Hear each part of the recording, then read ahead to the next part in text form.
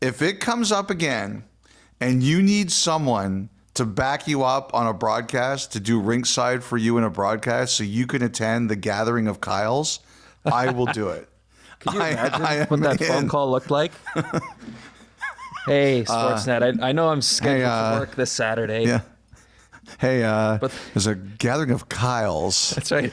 Have you heard of this place called Kyles? Can't work Western Conference Game 7. I got to meet up with all the Kyles.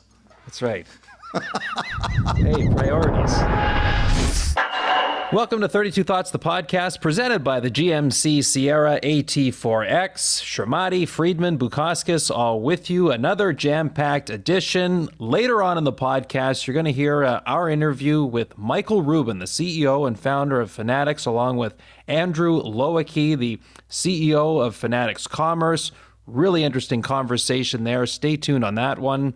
The Thought Line, of course, as well, as part of every episode. But Elliotte, we would be remiss if we did not start with the lucky 13 in Winnipeg. You know, before we get to the Jets, you know, Dom, you and Kyle have something in common. What's that? Neither one of you is participating in the in-season cup. Wow. You're really coming out with that out of the gate. I just looked at it. I have 14 days. Ailish has 13 days. Matt has Utah, which took the in-season cup from St. Louis on Thursday night, and he's guaranteed 4, and he has the current crown. I didn't realize that you have had only 1 day with the cup. Yeah, I haven't shown up to that yet. You are the anti-Winnipeg of the 2024-25 season. There was a game a couple of weeks ago when Winnipeg beat Seattle in overtime in Seattle. If the Kraken had found a way to win that game, the whole in-season cup landscape would be different, but woulda, coulda, shoulda. I'll get going, and we'll replay this later on in the year. Don't you worry. You know, Merrick ran away with it the 1 year. He had half the year, and he could only split it. So that's the way this pool goes. That was a great game with the Jets and Avalanche. Wild swings, two teams going at it hard, two good teams throwing haymakers at each other. There were moments I thought the Jets were a lock. There were moments I thought the Avalanche were a lock. I don't know if you watched the last minute, but with about 7 seconds left, I thought for sure Colorado was going to score. But the Jets battled hard. They held strong. It was a great. I mean, the biggest news for the Avalanche is Makar played. He wasn't too hurt that he couldn't play. But one of the things the Jets talked about, and Nino Niederreiter discussed it in overseas in Prague before the season. But he said there were times that they absolutely panicked against the Avalanche in the playoffs and forgot what they were supposed to do. And there was none of that in this game. I thought the Jets battled for every inch, just like the Avalanche did. That game lived up to everything we could have wanted. 13-1, the second team ever to do it. And, the other thing I really liked about the Jets this week is that, they could have become unglued in that game against Tampa with the controversial goal that was scored by the Lightning. And they've just really kept their composure. They haven't panicked. They haven't lost their minds. And it was a great game. Great game. 13-1, and a big test too on Saturday, Dallas. Like you're not in the middle of like the weak opponents. Colorado, Dallas, and a great start to it. And you smartly pointed out after the Winnipeg-Colorado game on Thursday that the Jets, 13-1, they and the 07-08 Ottawa Senators, the only teams to win 13 of their first 14 games out of the gate. Now, unfortunately, that edition of the Senators back in 08, season didn't end great for them. No. It was a quick exit from the playoffs and a bit of a struggle down the stretch. So hopefully, for Winnipeg's sake, it's not a bad omen for them. If I remember correctly, that Ottawa team started, I think, 15-2. But one of the things that happened there was they burnt out in a real hurry.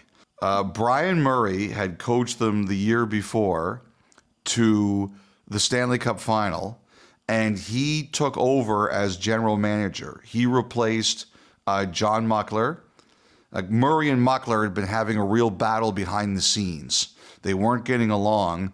And basically they decided that it had to be one or the other. And Murray won the power struggles because he just coached them to the Stanley Cup final, and he became the general manager, and John Paddock was the head coach. And the thing I remember about that was they got off to that great start. They looked fantastic, but they got burnt out. They had the big line that year of Heatley, Spezza, and Alfredson, and they played them a ton. And when that team started the playoffs, I remember they were on fumes. And as a matter of fact, John Paddock actually got fired. He got fired in February, and Murray took over and went back behind the bench as GM and coach. Now, I don't see the same thing happening for the Jets this year. I think they're much more balanced. We've talked about the fact that I wonder if they look for one more big, strong physical defenseman, although when you're 13-1, you're not complaining too much about how a team is playing. But they don't remind me of that Senator team. They burnt out their best players so quickly, it caught up to them. I don't see the same thing happening with Winnipeg. As a matter of fact, there was a time in this game tonight where Arniel actually went to a bit of a blender and changing some of his lines around because he didn't like the way things were going. So that's the biggest difference I see between those two teams. I'm fascinated by this Jets team.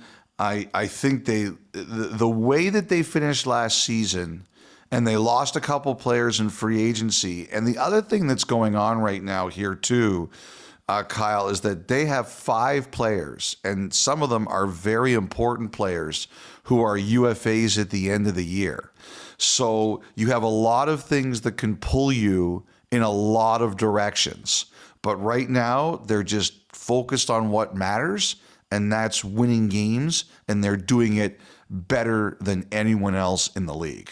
You're right. And I go back to your earlier point about what went wrong for them against Colorado last year in the playoffs. You remember 2 seasons ago, it was kind of early on in the second half of the year where things started to get rocky and they were never really able to right the ship and lost to Vegas in 5 games that year. So that, for me, why I'm kind of going, it's great to see how they've come out.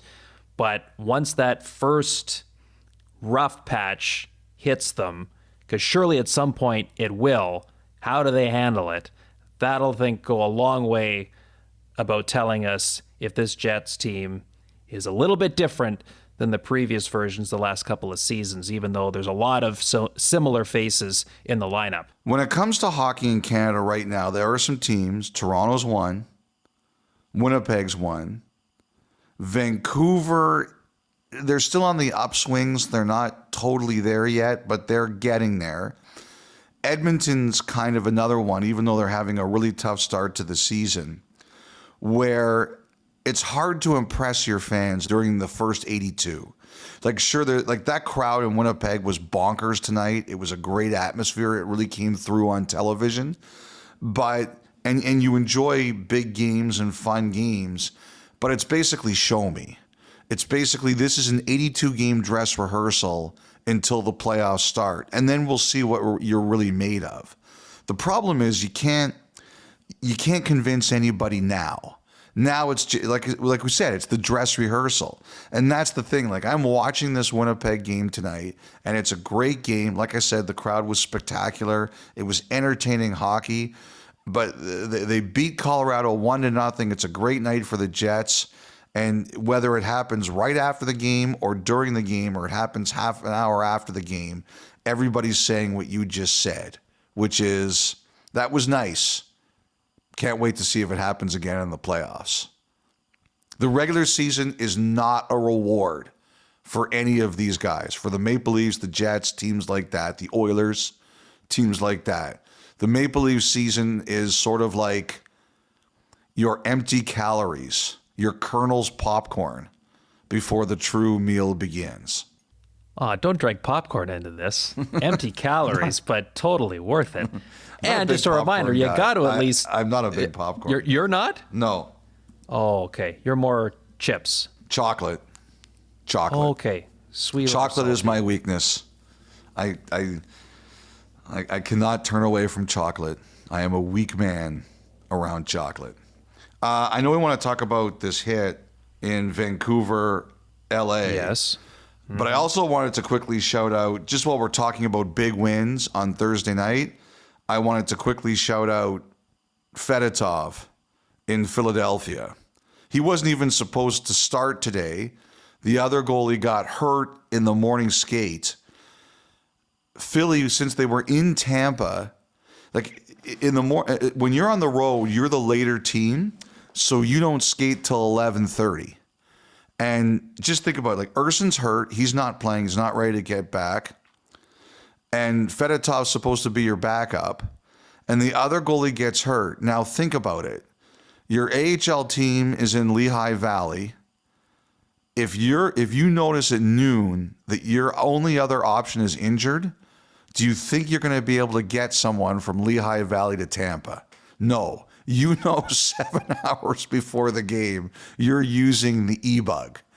So, and Fedotov has really struggled. And when he gave up that wraparound goal to Kucherov, like people were ripping him. Like go check social. Like people were ripping him. But to his credit, he held strong.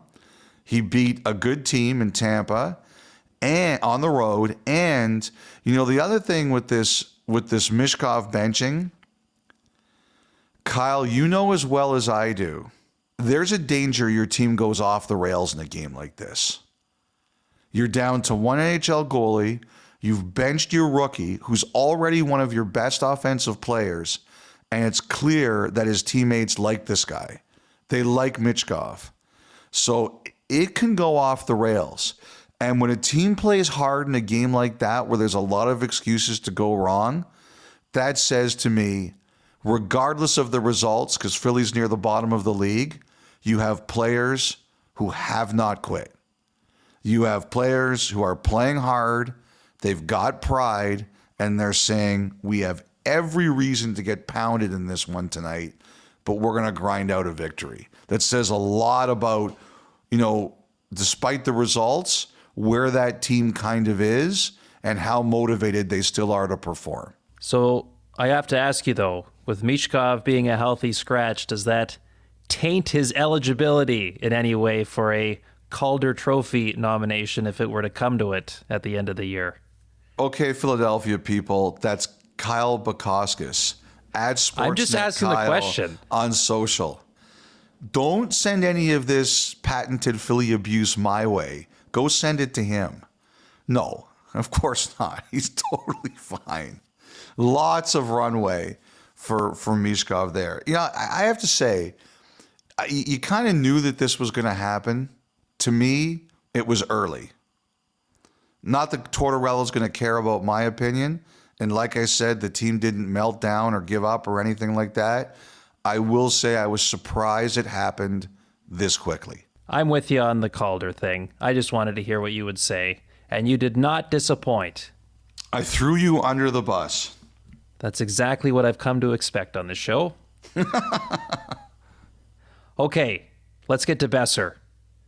The hit he took from Tanner Jeannot in Los Angeles in the first period. Jeannot assessed a match penalty. And as you say, Boeser did not return to the game the rest of the night. That was just a tough one to watch, wasn't it? The number one thing I look at when there's any head contact is, does Boeser do anything at the last second that gives Jeannot or anybody who hits him an excuse to hit his head? Does he move his head at the last moment? Does he make a sudden movement that a player can't alter their path? And the answer here is no. Like, Boeser's head does not move. That responsibility is on Jeannot to not make contact with the head or not pick the head. And, sometimes if a player comes back, you can escape a further suspension because they'll say, oh, he got kicked out with 50 minutes left in the game. It was, just after 10 minutes into the first period. That's long enough. But now that Boeser's hurt and he didn't come back, that's not going to help Jeannot here. So a match penalty is an automatic review, And that obviously was going to get reviewed anyway. And Jeannot's got to know he's in danger of more games for this one. You can't do that. The responsibility is on him. And it's turned into just a bit of a ugly night in LA too, Elliotte, just on the injury front, because on top of Boeser leaving the game, we saw Mikey Anderson take a point shot to the side of the head. Thankfully, he was able to turn his head right at the last second, so it didn't hit him head on, but still cut him open. Wasn't a pretty sight on the ice. Another thing you just never like to see, as he went off in a hurry. No, and unfortunately, he didn't come back, so I hope he's all right. That was really ugly. All right, you mentioned the Ottawa Senators 07-08 version earlier. How about the current edition of the Sens? I mean, you were on with Marchese and Feuda on Wednesday talking about the bad loss for Ottawa in Buffalo Tuesday. Follow it up with a tough one against the Islanders at home on Thursday. Full credit to the Islanders, though. We know how short man they are, and to grind out a win on a road there after beating the Penguins earlier in the week, but that's 2 regulation losses for the Sens. It's an interesting situation that this team is in, because, as you said, like, what an opportunity against the Sabres to send a message not only to Buffalo, but the rest of the Atlantic Division and the group of teams that are trying to emerge and establish themselves in the Eastern Conference. But they didn't. And then another loss against the Rangers. We hear about some good things that they did. They still get nothing out of it results-wise. I'm looking at what's coming their way now. They're in Boston on Saturday, Elliotte. Linus Ullmark's first game back against the Bruins, and then they go to Toronto at the early part of next week. 2 more divisional matchups. It feels, I understand it's early. I'm not here to make things over dramatic, but it just seems like we're going to learn a lot about what this edition of the Ottawa Senators are going to be about over the next 2 games and what they show after letting some opportunities slip here over the last few days. Well, this is going to be a big money on the board game. I was listening to you talk about that for a second there, and I'd forgotten that they were playing in Boston on Saturday. That's going to be a big money on the board game, because both Ullmark and Swayman are going to be expected to put up good money there. Because even though, like, nobody looks at Ullmark as a bad guy or anything like that, it's still a pride game. It's a pride game for Ullmark. It's a pride game for Swayman. And so there's going to be a big chunk for the postseason party on the wall for both teams. It's a pride game, an absolute pride game. What we need, young Bukauskas, is that Spider-Man meme, the Spider-Man pointing at each other, and we need it for the Senators, the Sabres, and the Red Wings. Because Ottawa has that great weekend last week where, as you mentioned, they win a game and they lose to the Rangers, even though they played fantastic and they got Shesterkined. And then they followed up with 2 absolute clunkers this week. Buffalo, not only did they beat Ottawa, but they pounded the Rangers on Thursday night. And you know what those fans are saying, like, this is exciting. But we've seen this before. And Detroit had a big win against Chicago the other night. But again, like, all these teams do is they tantalize you. They whet your appetite. They make you think, yes, they finally put it together. They have all this talent. They are seducing us with their potential. And then they can't put it together for more than, 2 or 3 games, 3 or 4 games. One day, one of these teams is going to put the run together and they're going to get in. But it's like you look at them right now and you're afraid to believe, because you're waiting for the inevitable trapdoor to fall out. And this week it happened to the Senators. Very, very disappointing week this week. And, the other thing too is, you mentioned it, like, Buffalo's a team that's in their division chasing them. You can, even though it's only November, you can deal them a blow.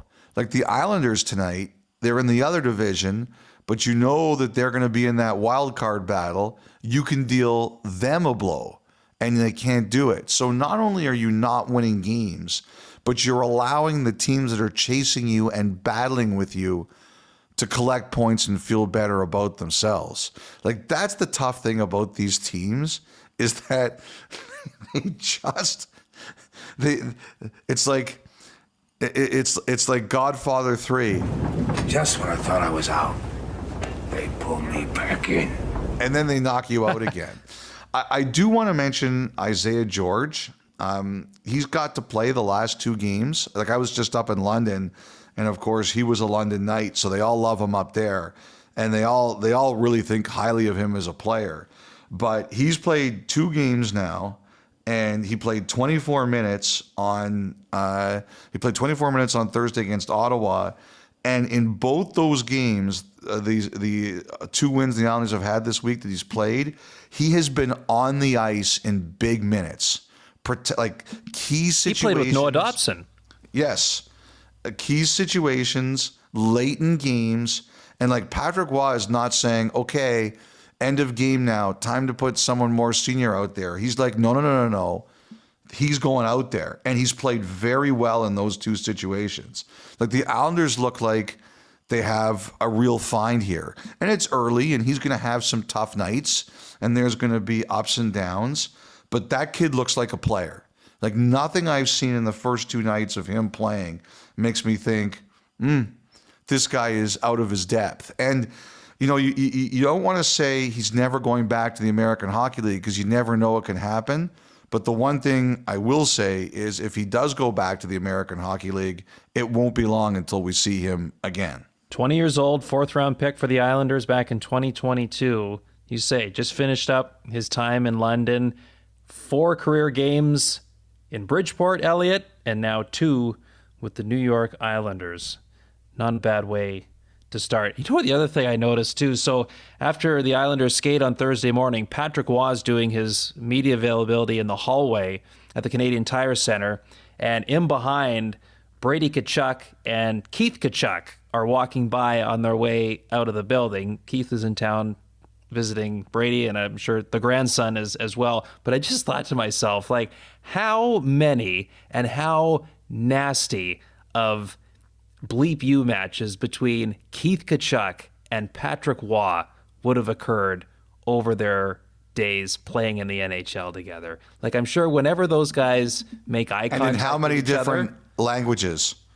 Exactly. Like, if you were to give truth serum and think the first thing that would come to each of those guys' minds when they saw one another, that would be fascinating. I couldn't help but think that this morning. It's too bad, like, they were talking, and also after a loss, Tkachuk probably isn't going to chat up Waugh too much, but it would be funny to sit them down together and ask that question. You have given me an idea. Great. I'm sure luckily nobody else listens, and nobody else will ask first. All right, we'll get on that right away. In the meantime, though, we should probably talk a little bit of Nashville. So earlier this week, Barry Trotz, and it was the quote that got a lot of traction around the league, interview on 102.5 The Game in Nashville, where he said that he's trying to do some things, but that if we don't get it going, then I'm going to start our rebuild plan. They had a close but loss to Washington on Wednesday night, and they play hard. They played hard in that game. Like, that was a game where they played hard for sure, and then got the doors blown off them against Florida on Thursday. So, I mean, Trotz has tried to explain kind of what he really meant by saying he's going to start the rebuild plan. Yes. He radioed himself, unfortunately. He didn't mean the way it was interpreted. And I'll say this right now, I hope that doesn't mean that Trotz stops doing these. And so it used to be, Kyle, like, I grew up in an era where the GM of the Toronto Maple Leafs had a radio spot once a week.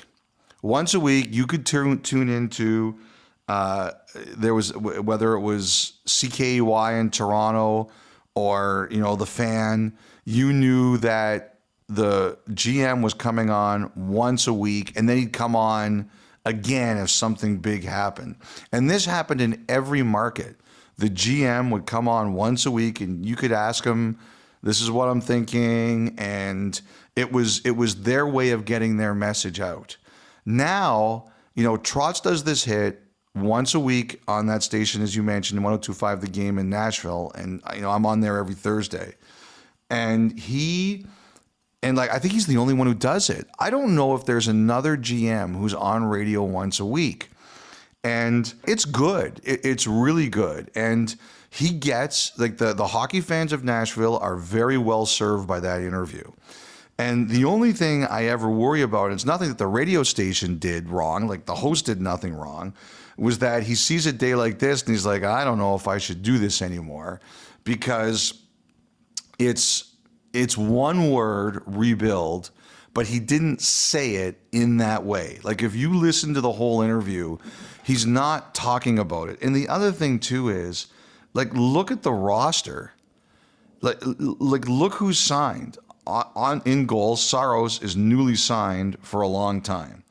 On defense, you're not trading Roman Josi, and his defense partner, Brady Shea, just got signed for a long time.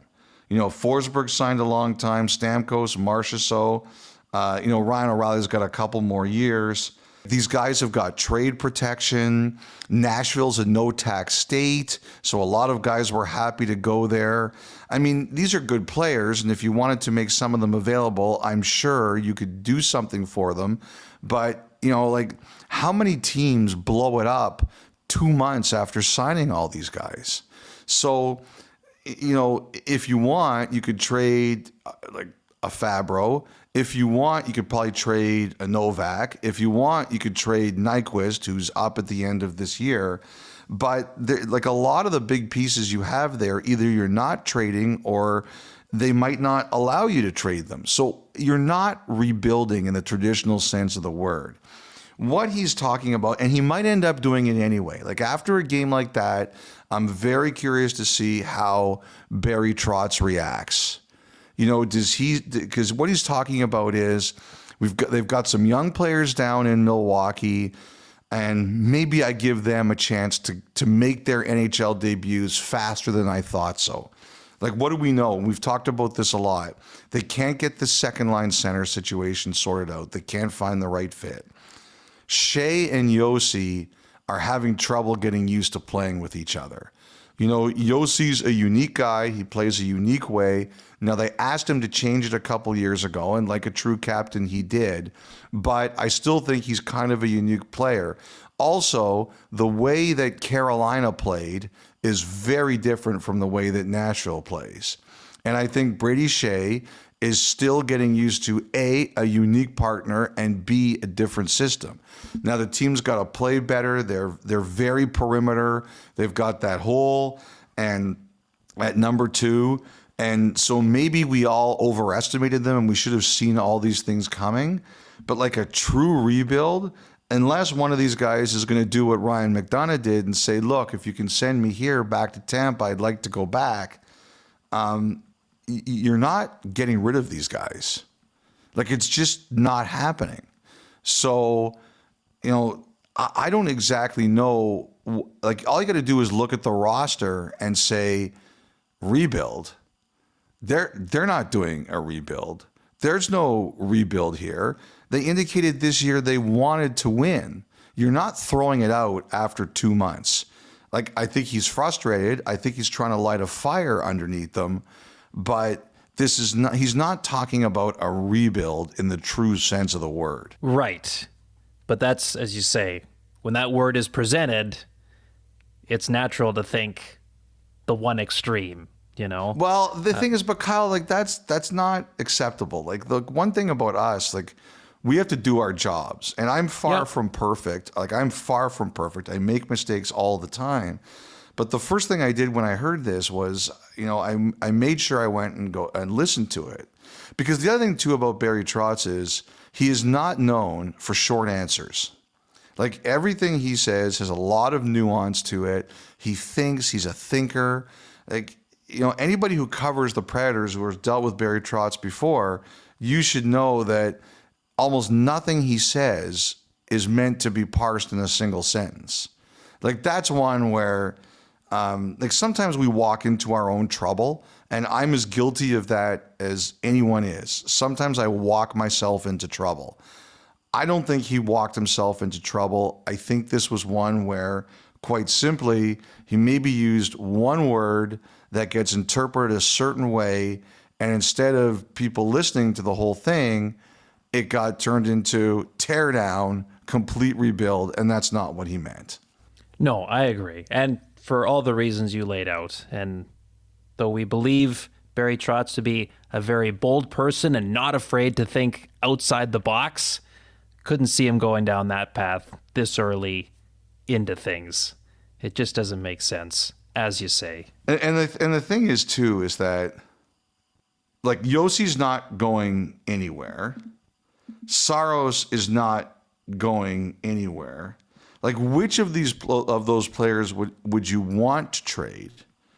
And secondly, how many of those players who would have the power to block it and would be willing to change it? And you've got to give it a bit of time. As frustrating 100%. as the start has been. Like, what happens? What's my line? When you're struggling, do the other GMs throw you a life preserver? No, they throw you an anvil.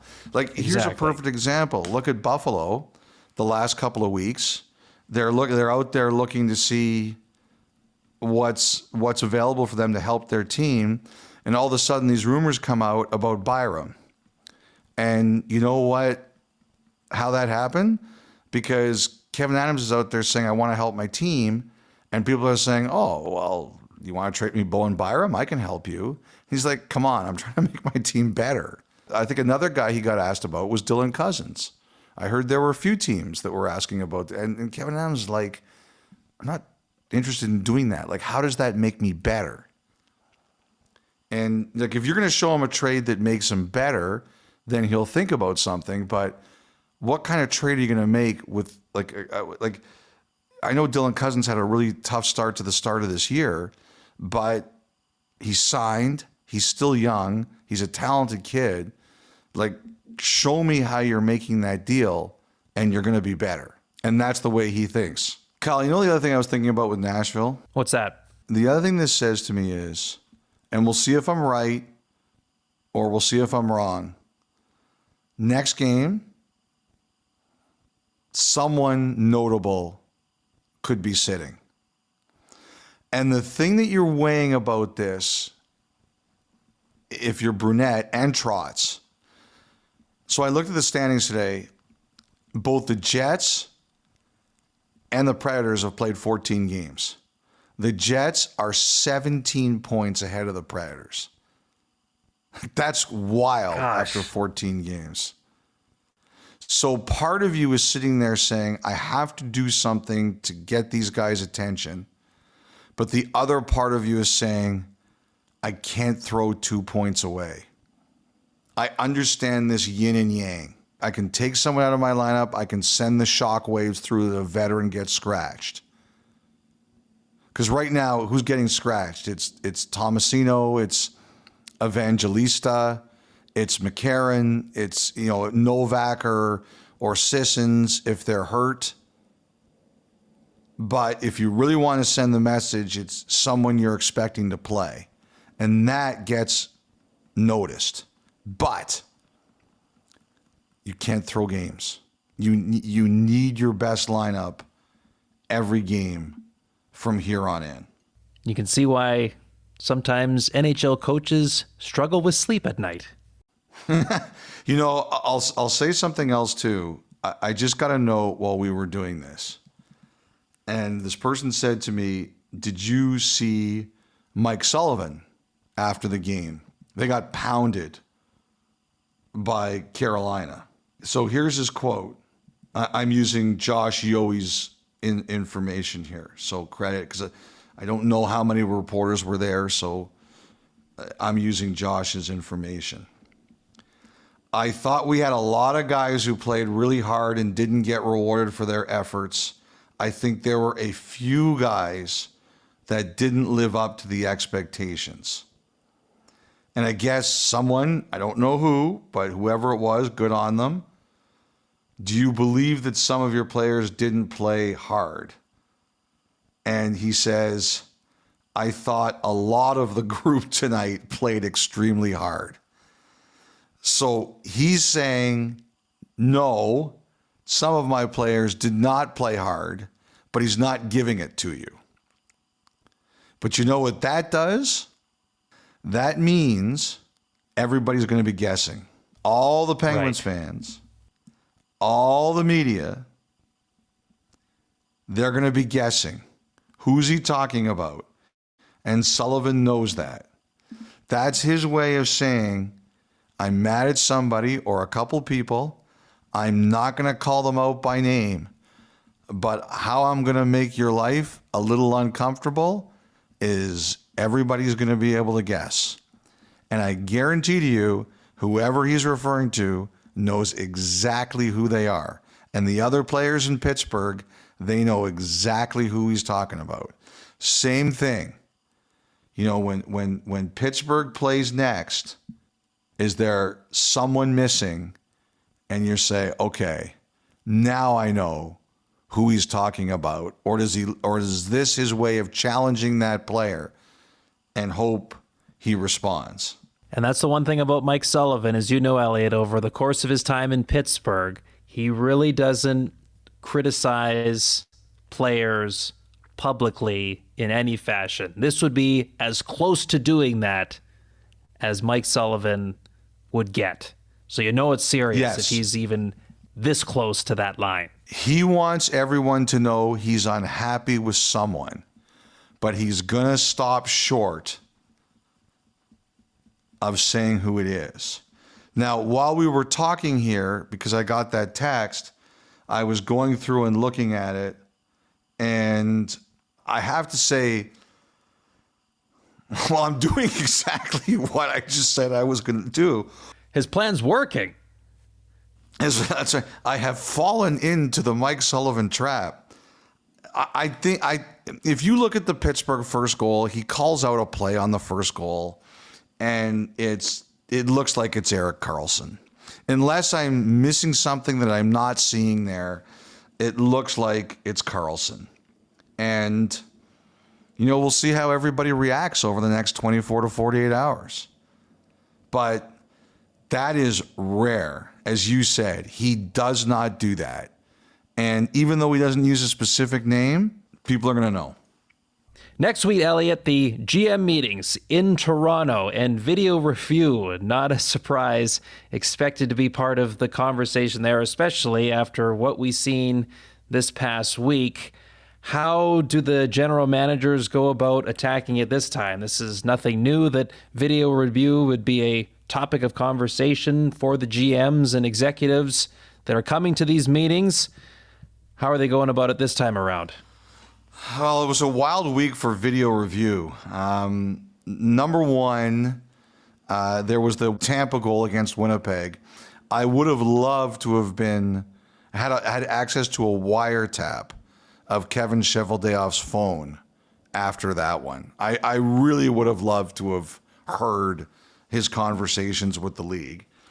You know, there was the weird one in Colorado, Seattle, where initially they called it an offside, and then they realized that Seattle had shot the puck. And I heard Josh Manson was the player who actually noticed it and was adamant about it. And then so they had to do the review a second time. It wasn't a Colorado challenge. It was, you know, apparently the referee went onto the headset and said, wait a second, we better take a look farther back. And they determined it. That was a wild scene. I'd never seen that one before. And, you know, there was also the Islander one that Patrick Waugh was mad about with Achari in the Pittsburgh zone. And there were two things they were looking at there. Achari skates on the ice, and I guess the puck hits Raquel's stick when Raquel's stick is still onside. Like it was just a crazy, crazy week for stuff. And, it was funny. I got a few calls about some of the stuff we said on the pod and some of the stuff I talked about the radio. I still think that Winnipeg one should have been no goal. I think it should have been taken off. But one manager said to me, he thinks that the reason it counted was because there was so much carnage in the crease. Like, there are so many people in the crease and so many people bumping into Hellebuyck that he was like, he thought the league looked at it and was like, you know what? Everybody interfered with Hellebuyck here, including his own players. Now, I still disagree with that, but that's what he thought the league was looking at.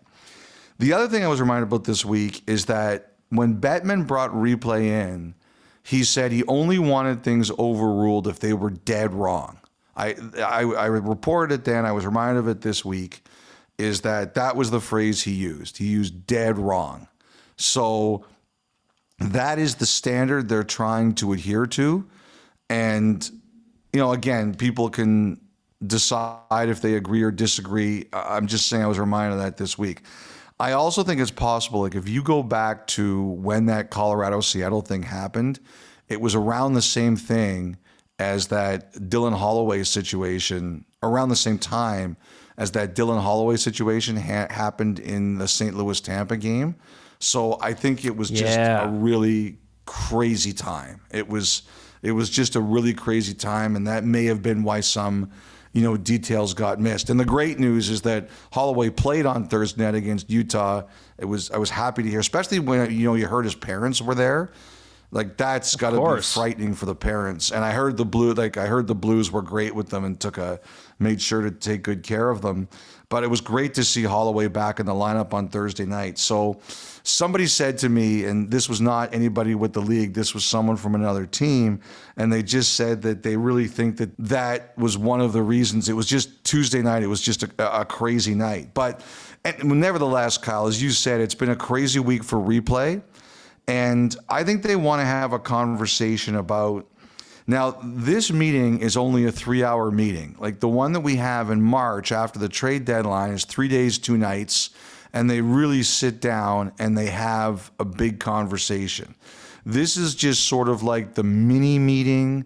There's a lot of reports that are given.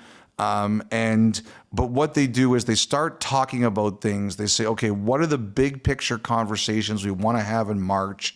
Let's throw them on the table. Let's brainstorm and let's start to lay the groundwork.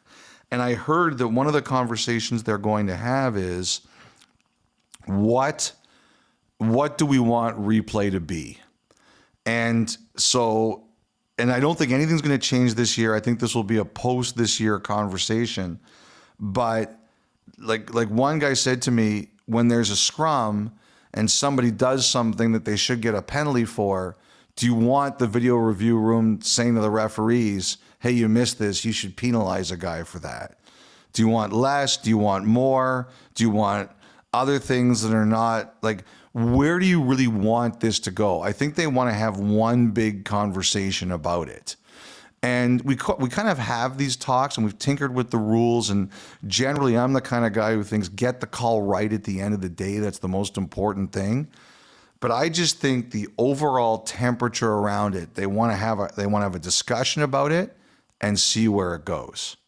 And I believe when it comes to video review, like, this will forever be like the Morning Ralph, Morning Sam of the NHL, where it's like routine.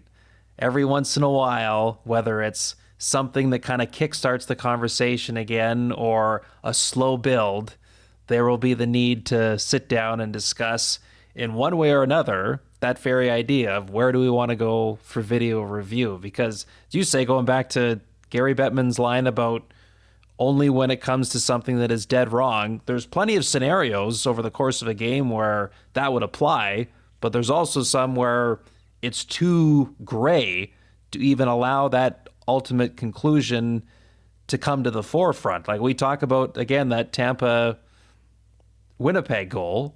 Like, I don't think you can arrive to a dead wrong or dead right when it comes to those things. Like, there's too much variation, and that's just the nature of this sport. It's not an issue with one thing over another. I believe it's just the nature of how this game is played. It'll never be a perfect science. I suppose it's more so the idea of the sport evolving with the technology, with the review angles that are available at any given moment. But I think this whole idea of seeing where do we want video review to go will always be a part of the game as we move forward. Don't you think? Yes. I mean, but I think the key thing is what the standard is supposed to be. Don't change the call unless it's dead wrong. I agree. Like, I keep going back to that one Ottawa Seattle last Saturday night. In that moment, that was the first Ottawa goal. In that moment, I thought the referee made 100% the right call because he saw that stabbing motion and he's like, nope, that's no goal. And that has been consistent with the way it's been called. It had been called before that. And then when they looked at the review, they saw, oh, wait, the puck was there. And Cousins made a legitimate attempt to poke at the puck. And then they overruled the call. Like, to me, that's the way it's supposed to work. The referee sees what he sees. He's perfectly justified in making that call in the moment. I thought the same thing the official did. And then when they looked at it, they're like, oh, you couldn't see it, but this was there. Change the call. Good goal. Like, that's the way it's supposed to work.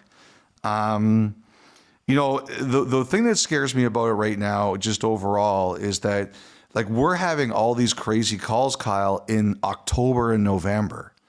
Like, these games aren't supposed to matter as much. Just wait till it's February, March, April, playoffs. If this is what we're seeing now, imagine what we're going to see when the intensity is at fever pitch. Yeah, every year you worry about that, right? Games with major consequences, and video review comes into the equation. How is it all going to shake out? I'm with you 100%. So I think they're going to say to them, what are we thinking here? Long term, what's the future of it? What are we thinking? We'll see where they go. All right, yes, we will. And that will lead us to the final thought, which is brought to you by GMC. So, Elliotte, earlier on Thursday, the NCAA Division I Council voted to make Canadian Hockey League players eligible for Division I hockey effective August 1st, 2025. This felt more like a formality more than anything else, Elliotte, because, we had talked about it on this podcast a couple of times, the momentum that had been building towards ultimately landing in this space. It seemed like today's news was really a foregone conclusion. It was. I think we all knew it was going to happen. There were some people who got dragged into it kicking and screaming, but at the end, as Thanos says, Kyle, it was inevitable. There were a couple things that really stood out to me here. Number one, coming from the Bukauskas League, the Western Hockey League. Don't call it that. Well, there is a Bukauskas in it, so therefore it is the Bukauskas League. The Western Hockey League, Dan Neer is the commissioner. He released a statement, and there was one line in the third paragraph that really stood out to me. We are thrilled that upon graduation from the WHL, players will have additional options.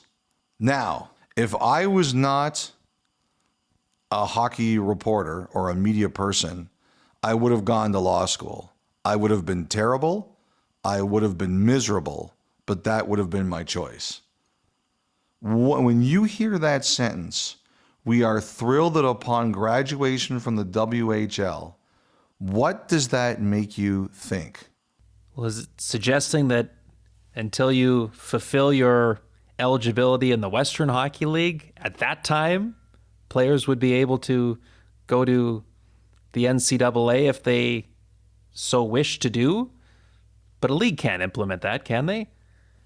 Well, first of all, I would say with my law degree earned online from a nation with no extradition treaty to Canada, that's exactly what it says to me. That the WHL is putting a stake in the ground and saying,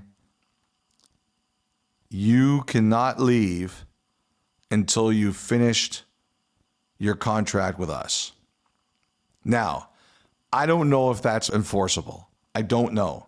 But I think it's significant because one of the things that we've discussed is that this is going to be the Wild West. I don't think people here, if you don't follow NCAA sports over the last couple of years, you have no idea what we are about to get into. Players are transferring every year. They've got more power than ever. Nick Saban, the great Alabama football coach, admitted that one of the reasons he was done was because he didn't want to deal with this anymore. Gino Auriemma, who's the great basketball coach, very successful women's basketball coach at Connecticut, he's mad about this. Like, you can find coaches everywhere who are complaining about this. They're saying the players should learn to tough it out. If they don't like where they are after 1 year, they're just going somewhere else. Like, to me, it's an overcorrection. The players used to have the least power. Now they've got a lot of power and they're flexing their muscles. So I think that to me is the WHL saying, yeah, we know what's been going on and we know this is about to come to hockey. This is our stake in the ground. We're saying you can't do this. And we'll find out if that holds water or not. But what it says to me is that these leagues are preparing for chaos. They have no idea what's going to happen. They have no clue how this is going to play out. I was in London this week at a fundraiser for Western's hockey team, and they're sitting there saying, some of the people there were saying, they're wondering if players are going to play in the CHL, they're going to go to the NCAA, and then if they don't like their situation there, they'll come back to Canada and play for a U Sports team. Like, is that going to be allowed? You can transfer. Like, how is it all going to work? There's all sorts of questions about these USHL teams. How many of them are going to jump to the CHL? There's no question. I was told this by several people today. The CHL is looking at expanding its footprint into the United States. How would that look for them? What could they do? But they're thinking about it. And maybe the USHL teams are those teams. Maybe they're talking about expansion. Like someone was saying to me today that what he would look at the map is Massachusetts. Like, could the Quebec League go into there? Someone was saying to me that he's wondering if the CHL awards next year's Memorial Cup to Medicine Hat. Now, look, I don't know what Gavin McKenna's thinking. Please don't put any words in this kid's mouth. But he said that if he was the Canadian Hockey League, they would do everything in their power that he wouldn't even think of being tempted of going to the NCAA next year. Hey, you're going to be in the Memorial Cup because Medicine Hat's going to have it. Like, all of this stuff is going to be going on. And the other thing they're going to have to figure out is right now, if you're drafted out of the CHL, the NHL teams get to keep your rights for 2 years. If you're drafted out of the USHL and the NCAA, they get to keep your rights for 4 years. Well, what happens if you're drafted into one and then you go to the other? Remember, there was a famous case a few years ago, Mike Van Ryn, where he went from the NCAA to the Canadian Hockey League, and he got his free agency. And so, and one thing I'd heard, someone told me the NCAA had gone to the NHL, and they say, how do you feel about all this? And the NHL was like, we're not getting involved in this. This is your problem. But the NHL and the Players Association, the one thing that they know they have to sort out is that other situation. And since the CBA is going to be up after next year, and there seems to be a lot of optimism that it can be done this year, there's no question they've already started talking about this. Like, how are we going to deal with that? What's going to be our plan? Because I can guarantee you this, agents and players, they probably don't want a situation where they give up. Like right now, like I said, if you're a CHL player and you aren't signed in 2 years, you're a free agent. Now, most of the players are all signed. Like it's almost never a good player gets there. But if you're a player, like in the league says, hey, we want to change that to 4 years, on principle, do you argue and say, why would I want to give up 2 years? Like, so I don't know what all the answers are here, but there's a lot to figure out. To me, though, that was the most interesting thing, is that near statement, possibly written by your younger brother, said that. That's what stood out to me the most. Wouldn't that be something? My little brother, the brains behind Dan Neer, all along. Would be so proud of him. I am proud of him. I'm going to buy a good steak dinner for the first NHL player that looks at you in an interview and says, is your younger brother trying to make players' paths harder to get to the NCAA? Yeah, I'm not going to hold my breath on that one. I'm not going to hold my breath on that one. Well, it's interesting. They point out that recruiting can begin immediately, but it probably already has begun, knowing that this was coming in some places. And I just think of, you've been quoting some Marvel lines earlier. I'll go DC and think of the line from the Joker, and here we go. Like, it is all about to begin in earnest. Like, the development path and model is going to completely change here in North America. 100%. It's like I said, it's gonna be carnage. And Heath Ledger deserved the Oscar for that performance. Superhero movies don't often get Oscar consideration. He deserved it for that one. What a great quote. What a great movie. That'll do it for the Final Thought, presented by GMC. When we come back, it's the Thought Line. You're listening to 32 Thoughts, the podcast.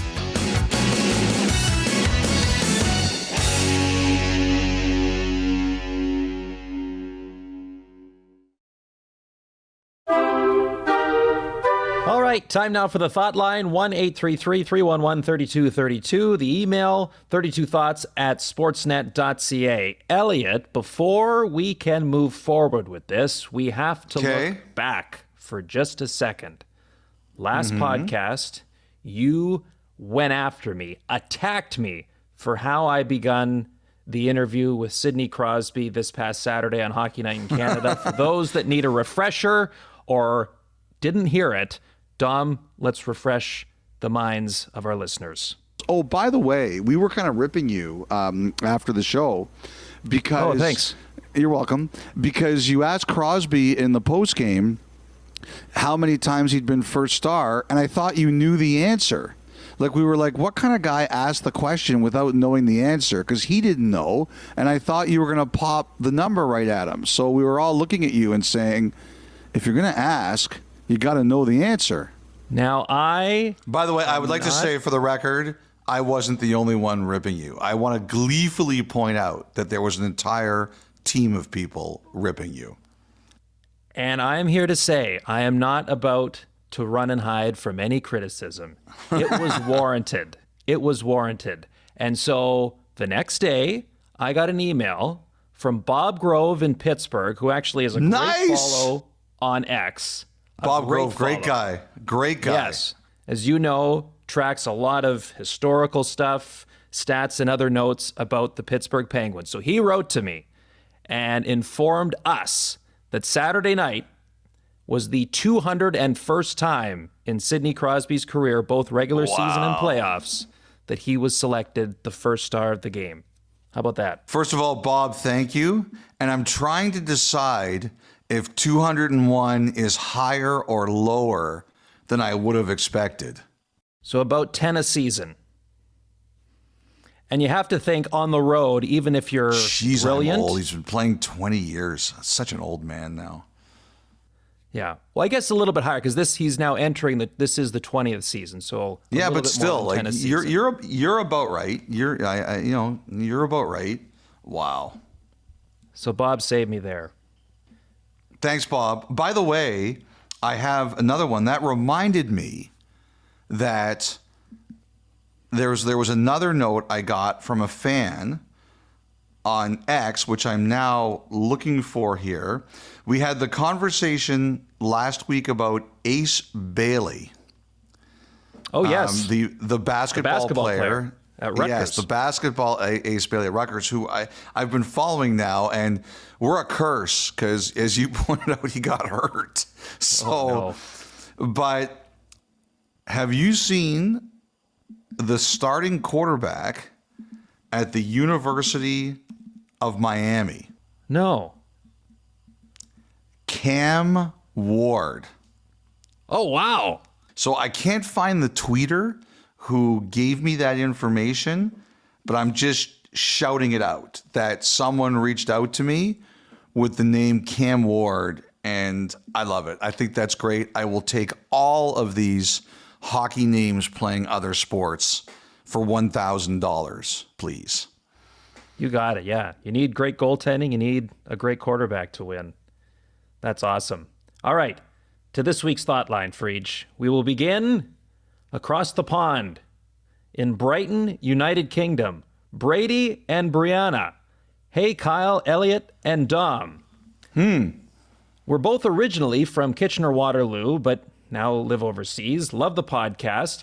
We're watching the Jets and Lightning game, and Brianna just mentioned how cool it would be if all 7 Canadian teams made the playoffs. That got us wondering. When was the last time every Canadian team made the playoffs in the same season? The amount of Canadian teams has fluctuated throughout the history of the NHL, and we're pretty sure it hasn't happened since the Jets came back in 2011. You're right, it hasn't. It definitely happened back in the original 6 days, but did it ever happen after that? Thanks for all the awesome work you guys do. Yes, it hasn't happened since 2011. It's been a little while. Can I make a guess? Of course, this is what we're here for. It happened in the 80s when at some point when it was Vancouver, the 2 Alberta teams, Winnipeg, Toronto, Montreal, and Quebec. I'm going to guess it was like 84 or 86 or something like that. I remember this happening. You are coming out of the gates hot, Freege. 1986. Yes! I quit. I might as well just retire now. That was great. And of course, that was the year that Calgary and Montreal met in the final. Okay, so I remember 16 years old. That was a big year for me for reasons I will not be explaining on this podcast. What? Come on. No, I am not. No, we are not going there. But it was Vancouver played Edmonton in the first round. They got hammered. Then there was a Battle of Alberta. That was the Perry Berezan year. So they met in the second round. I think Calgary beat Winnipeg in the first round. Toronto, well, Montreal, obviously, they won the Stanley Cup. Toronto, that was the year they beat Chicago and lost to St. Louis in 7 games. And I think if I remember correctly, Quebec upset Hartford in the first round, and I think they lost to Montreal. Am I right here? You were right about Toronto. Quebec lost to Hartford. They got swept. Oh, right. So the other way Hartford around. Hartford beat, and then Claude Lemieux. That's right. I'm sorry. Claude Lemieux scored the goal in Game 7 that knocked out Hartford. That's right. That's right. That was a great series. Jeez, your memory. Am I right about the other stuff? Yes. Let me see here. Yep, Calgary beat Winnipeg, Edmonton over Vancouver, and then Calgary beats Edmonton in the second round. Montreal, of course, went all the way. They beat the Rangers in the conference final. Yeah, you were all right there. Toronto over Chicago, and then fell to St. Louis. Yeah, I think Toronto was something like 40 points behind Chicago and beat them and swept them in the playoffs. Back when that first round was a best of 5. Yes, yeah, 3-0, and it was. I remember that. Again, we're not going there, but I remember those playoffs really well. Clearly, you do. Great. Awesome start. Okay, next comes from Anonymous. Okay. Anonymous from Parts Unknown. Just had a question regarding what player requirements are while injured. I work for a company that will do everything in their power to get an injured worker back to work on a return to work program, or in other words, light duties to keep WorkSafe premiums down. Ugh. Yeah. I just wondered if NHL players have any job-related responsibilities while injured, or if the main focus is for them to be doing everything possible to rehabilitate the injury, or sitting around until they are healthy enough to play again. Like, I don't know, making them go scout another game or fill the water bottles for the boys. Yes. Make work projects. That's actually a really interesting question. You know what? I think I like the real world attempt at applications here. I think that's very interesting. The answer is they rehab, right? And the only time there really becomes issues is if it ever gets to a point where the team and the player, like the Ryan Johansson situation, for example, where the team and the player argue about whether or not the player's ready to play, and there's a dispute about whether or not that's the case, right? So other than that, it's just rehabbing. And, the one thing that does happen is, for example, Jake Muzzin with the Maple Leafs, he moved back to California and he was doing some scouting for them. Now, they can't force him to do it. He has to want to do it. But he is a player who has done that. Now, there are cases where they can ask a player, do you want to do some scouting? Like Jake Muzzin, his contract ended last year with Toronto, but I know that he was doing some player development / scouting. I wouldn't even know how to properly describe it for them, but the player has to be willing to do it. You can't say to someone, hey, if you don't do this, you're not going to be able to collect your salary. So that's the closest thing I can give you in terms of what you're asking. Great question, whoever you are.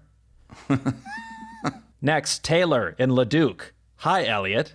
And he stops there. He just says, hi, Elliotte. So this is all you here. Oh, well, you know what? There's nobody else to even say hello to. Okay, perfect. I feel the NHL missed an opportunity with this Four Nations Cup to include all of their superstars. Since the league is hosting the event, they could have been a little more creative with the players from the countries who don't compete on the four teams. Wouldn't it be cool to say each team was allowed 2 import players just for this tournament? Hypothetically, what if each team could draft 2 players not currently in the 4 selected countries? You would think Canada would grab one of the Russian superstar goalies. Would Draisaitl be the top pick, or is that just me being an Oilers homer? Thanks for taking the question, and I look forward to hearing about your mock drafts. Well, I don't think you're being an Oilers homer on this one, because if there was a draft for players who were not on one of these 4 countries, nobody would be surprised if Draisaitl was the number 1 pick. Like right now, Who would beat him? Maybe, I could see a situation where, say, for argument's sake, if Canada had the number 1 pick, they might take Shesterkin, right? That's the only guy off the top of my head I think you'd even think would be taken over Draisaitl. So I don't think you're being an Oilers homer there. It's perfectly reasonable. It's a great idea. I know why it's not happening. I think it's a great idea. The funny thing about this is that I actually really like the idea of them coming back with, a Team Europe or a team like Team North America, the younger team that they had. But the NHL very quickly rejected those ideas this time around. They don't want it, especially the under 23 team, because they're like, those guys want to play for Canada or the US. And we're not doing that again, even though people loved it, even though people really liked it. And Team Europe, they didn't much rather they didn't initially, but they took everyone's hearts in the tournament. And I'm still mad 8 years later that Canada didn't play them in a playoff round. It would have been an unbelievable game. Those guys would have come out super motivated to try to beat Canada. But I just don't think they ever wanted that again. They don't like it. It was country or nobody. And, the thing about Russia is that it's still an issue. However people feel about it here in North America, I can guarantee you that people in Finland or Sweden, the Czechs are not in this tournament, but the Finns and the Swedes, they feel much more passionately about it than the North Americans do. Okay, Taylor, thank you for the question. We will wrap with Kyle in Nashville. Hello, Elliotte, Dom, and Kyle from a fellow Kyle in Nashville. I've been listening to the show for a couple years, and I'm really enjoying all the questions, making Elliotte think of obscure hockey references and players. I'd like to add my own into the mix. Do you know who is the only player to have won the Kelly Cup in the ECHL, the Calder Cup in the AHL, and Stanley Cup in the NHL? P.S. For Kyle, are you aware that there is a yearly attempt to break the Guinness World Record, the largest gathering of Kyles in Kyle, Texas? It's aptly named the Gathering of the Kyles. Thanks for all you guys do and keep up the good work. Yes, I am aware. Actually, and when they tried to do that last year, it was, last year was late May. It almost coincided, Friedge, when we were down in Dallas for the Western Conference Final when the Stars were playing. How far is Kyle from Dallas? I looked it up. I think it was about a 4-hour drive, so a bit of a hike, but it would have made for a hell of an off day. I would have taken you. I would have driven. I wanted to see. I wanted to do it. I bet you that is probably the weirdest group of people that anyone will ever see is a whole bunch of Kyles. So I would have taken you to it. Yes, we embrace the weird. That would have been phenomenal. Trust me, I looked into it, Elliotte. I promise you I did. Hey, man, I would too. I actually think that's really good. Like, put it this way. If it comes up again and you need someone to back you up on a broadcast, to do rinkside for you in a broadcast so you can attend the Gathering of Kyles, I will do it. Could you imagine what that phone call looked like? Hey, Sportsnet, I know I'm scheduled to work this Saturday. Yeah. Hey, there's a Gathering of Kyles. That's right. Have you heard of this place called Kyle? Can't Texas? work Western Conference Game 7. I got to meet up with all the Kyles. That's right. Hey, priorities. You get to be a part of history. I know they fell short last year, really so I think cool. they're going to keep trying. I think that's really cool. I do. I think that's. I love the idea. Okay, what was the question? Anyway, I can't back to remember Kyle's original question. The one player to have won the Kelly Cup, Calder Cup, and Stanley Cup. This one I actually knew. I didn't have to look up. Was his name Kyle? Is his name? No, it's not. Good one, Tom. I mean, I know obviously I know the coach, Jared Bednar. He was the first coach to do it. Yep. How recent? Stanley Cup, fairly recent, within the last 10 years. Give me the team. That he won the Stanley Cup with? Yeah. Washington. One eternity later. I would never have gotten this without the hint. And this is going I'm going deep onto their roster. Like I'm going back and I'm thinking about it like a depth defenseman, like a Nick Jensen, or a depth forward like a Jay Beagle. Bang! There it is. Is it Jay Beagle? Really? It's Jay Beagle. I would never have gotten that without the hint. Kelly Cup with Idaho in 2007 and 2 back-to-back Calder Cups with Hershey in 09 and 10. Yeah, I wasn't getting that without the hint. And then I just started trying to remember all the guys in the roster. But you got there. That's a great question. That doesn't count. I needed the hint. The other one before, the last time All Canadians teams, I had that one. That one I did not have. I needed help. Okay, Kyle, thank you for that question. A great way to wrap up. Actually, before we wrap up the thought line, Elliotte. So earlier this week, I went and spoke to a group of journalism students. Ian Mendez, who right now is one of the main PR guys with the Ottawa Senators, but for years, as you know, worked as a reporter and a writer in the Ottawa market. He teaches a journalism program in the city. And at the end of the conversation, after I was done boring the students to death, he brought up just a suggestion. His idea was you and I to do, whether it's just a straight in the booth, a broadcast of an Ottawa Senators game at some point, or Manning cast style, but like a 32 Thoughts broadcast of an NHL game. I thought I'd bring it up and see what Elliotte thinks. I would do that. Why not? Haven't you? Why not? Was there not a time where you were throwing it? You did play-by-play in a pinch for an NHL game? I did play-by-play of one NHL game, and it was an Ottawa-Philadelphia game. Yes. That is true. I did do an Ottawa-Philadelphia game from Philadelphia. And I also did one women's hockey game at the Olympics out of nowhere because a commentator who was supposed to call that game got sick, like right before the game, and they needed that game broadcast. And it was, I believe it was in Italy. It was in 2006. And I believe it was a women's quarterfinal between the USA and Finland. It was definitely the US and I think the other team from Finland. And whoever it was got sick right before the broadcast. I said, look, if you need me, I can call it. And I called it. So I think I've called 2 hockey games, one NHL and one Olympics. Got it. And there was a time where, when you were working ringside, didn't Shirley Najek put you between the benches for a game? Yeah, I did terrible. I think I did 2 games, but that he pulled me because I didn't do very well, and I admit that one was on me more than him. I didn't do as well as I could have. I just remember the one line that you had of, there's a lot of bad language down here. Foul language was the Foul phrase I language. used. Yes. Okay. That was one of the reasons I did not get another game after that. I have to tell you, it's pretty dangerous down there. There was one thing that happened between Nathan Horton and Ivan Fedotov, and you just realized like the level of what things you see down there that you don't often see somewhere else. And I just saw Horton got so mad at Fedotov, and he didn't say anything over the line, but I really thought I was going to witness a murder right in front of me. Oh, geez. And I remember just the passion, the anger on Thornton's face when that, whatever, I didn't see what caused it, but I saw the reaction. And oh man, I was like, wow, to see Nathan Horton this charged up right in front of me. Wow.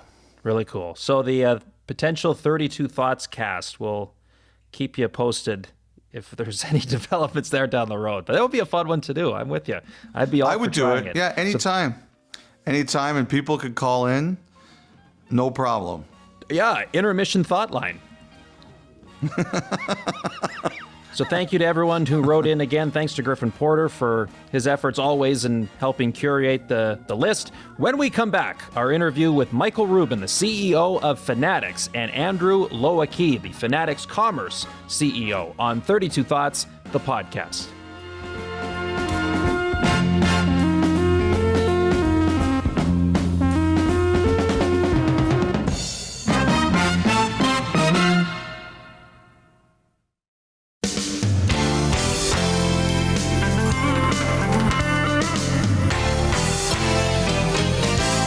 Back to 32 Thoughts, the podcast. Now, you may have noticed early on in this season the logo on the back of the jerseys of your favorite player or favorite team. It's different this year. It's the Fanatics logo, as this season is the first of a 10-year agreement that has Fanatics as the official uniform outfitter of the National Hockey League. Fanatics is a name that many sports fans are well aware of, for good, for maybe not so good. We had a chance to sit down with Michael Rubin, the CEO and founder of Fanatics, as well as Andrew Lowiecki, the CEO of Fanatics Commerce. They were very gracious with their time. We got through a whole bunch of different topics, including some of the concerns you may have about Fanatics, the brand. They were great in answering all of it, and their continued partnership with the National Hockey League and where they hope to take it. Here now, our conversation with Michael and Andrew. Gentlemen, first off, we really appreciate you parking some time for us here on the podcast today. And why don't we just come and address the elephant in the room right out of the gate? Andrew, you are playing hurt in this interview. Voice isn't where it normally would be as you're battling through some things. So through all of that, thank you for still gutting out this conversation with us. Well, I'm psyched to be here with you guys. I wouldn't miss it. Like you said, sometimes you got to play hurt. That's what you do. And I'm honored to be here as well. I just want to hear Andrew's raspy voice and kind of be able to be. This might be a 301 interview of us just asking Andrew all the questions so we can listen to his voice the entire time. Well, we appreciate you still through all of that, gutting it out. So, Michael, why don't I start with you? This question I wonder, I mean, I'm sure there's a lot of listeners out there that when they see or hear Fanatics, they think of, apparel and jerseys. But of course, the company is so much more than that. There's the commerce side, also the collectibles and memorabilia side as well, and the gaming and betting side too. So how would you describe Fanatics in the year 2024? Yeah, so I feel like an entrepreneurial startup. Our real vision is to build the greatest digital sports platform in the world. And we're just getting started at it. We're 3 businesses, as you said. One is the Fanatics Commerce business. That's everything we do with NHL Shop and making the hockey jerseys and operating the Fanatics.com site and, all the products that we make. But then we also have the trading card business and the sports betting business. But really what we want to do is give the sports fan, a place to go to do anything they want to do from a, really from a digital sports perspective. So whether you want to buy merchandise, whether you want to, trade and buy collectibles, bet on sports, you really do that all in one place. And the exciting thing for us is we've been at it for a minute, but we feel like we're just getting going. Okay, here's my first question, and it's for both of you. Is the NHL cool? I mean, I grew up in Vancouver. I'm a lifelong Canucks fan. Yes, definitively the NHL is cool. And what I would say about the NHL is they have the greatest fans in the world. I mean, it's like when you go to, a hockey game, you just see such incredible fandom. Well, I want to keep seeing the hockey base grow like we do in any sport. Hockey fans are these are like cult-like fans. I mean, they just love their sport so much. And that's one of the things I love about, being such an important, part of the hockey ecosystem. Is there anybody in particular who's in your phone who sent you a note saying, I want this jersey, and you thought, I like that. That's awesome. Travis Scott talks about hockey jerseys all the time. Wow. He'll travel FaceTime me and be like, yo, we should do this with a hockey jersey. We should do that. Justin, who did the collab last year for our All-Star game.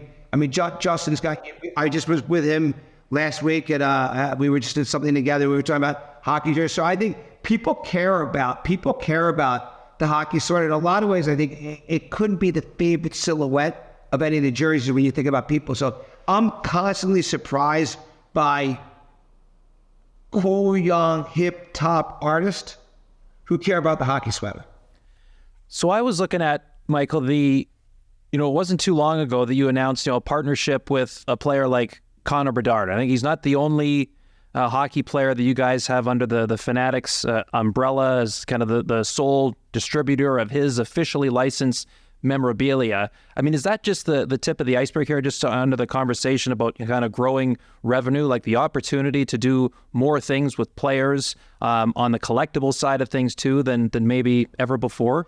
Yeah, look, we've always believed that without the incredible players in sports, whether hockey or, basketball, football, or baseball, whatever it is, without the incredible players that do what they do on the ice, on the court, on the field, we don't have a business. So we really try very hard to build direct relationships with each athlete one by one. And we have today over 3,000 individual athlete partnerships.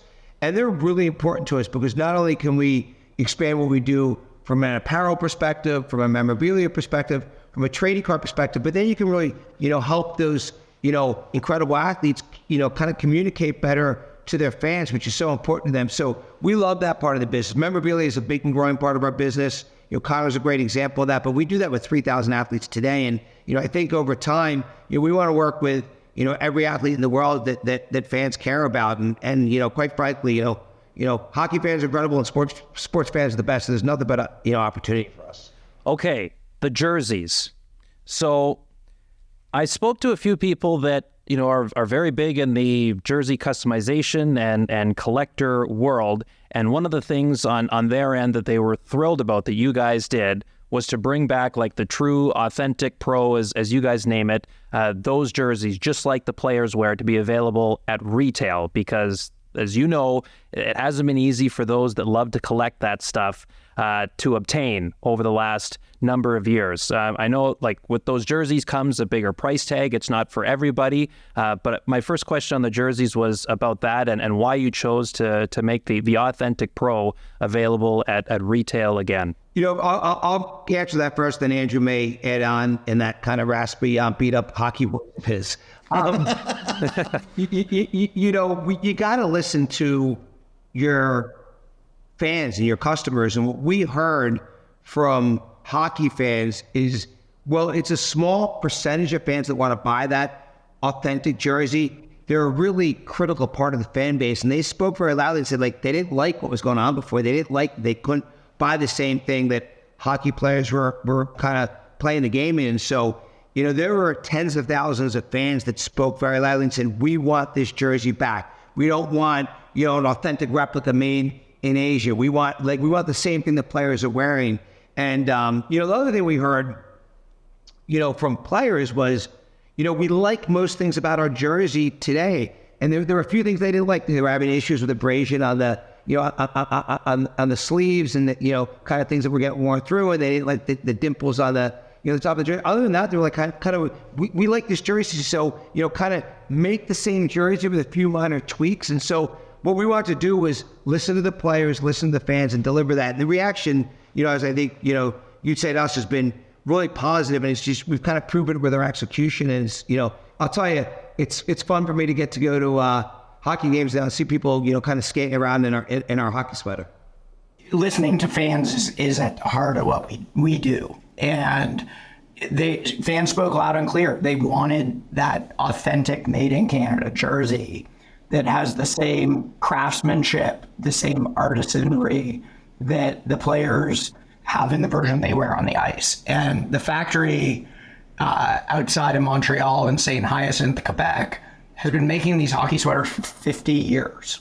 And there is real craftsmanship that go into it. And there's a subset of fans who really value that and are excited about it. And we want to deliver for everyone. And so we were excited to bring that back.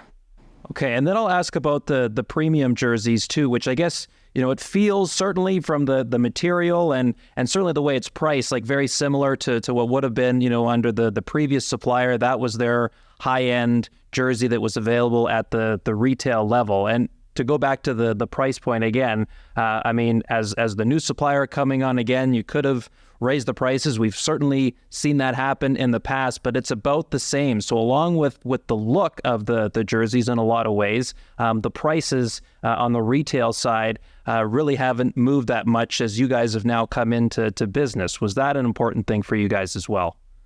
Yeah, I think as part of doing the transition well, we didn't want to change things unless the change was really necessary, right? Michael mentioned some of the abrasion and, sleeve reinforcement that we did. But beyond that, whether it was the actual jersey template, silhouette, supply chain, the price to consumers, we didn't see a reason to change any of that, so we didn't. And look, I'll say, and I think you guys are probably attuned to this, inflation's a real thing.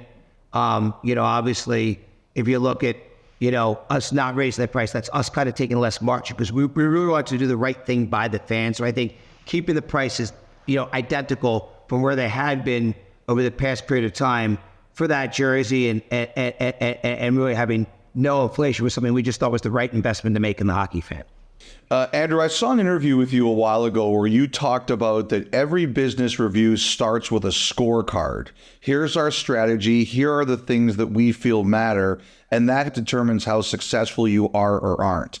I'm curious, can you take us through this process, your scorecard with hockey in the NHL when you really took it over this year, and what kinds of things you have determined have been a success? And are there any things that you are looking at and saying they have not been a success for us yet?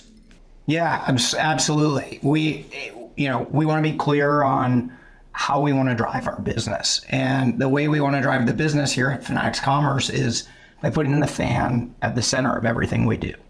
And when we think about, then going through a business or looking at how it's doing, everything comes through that prism and that filter of how are we doing making the experience of being a fan better?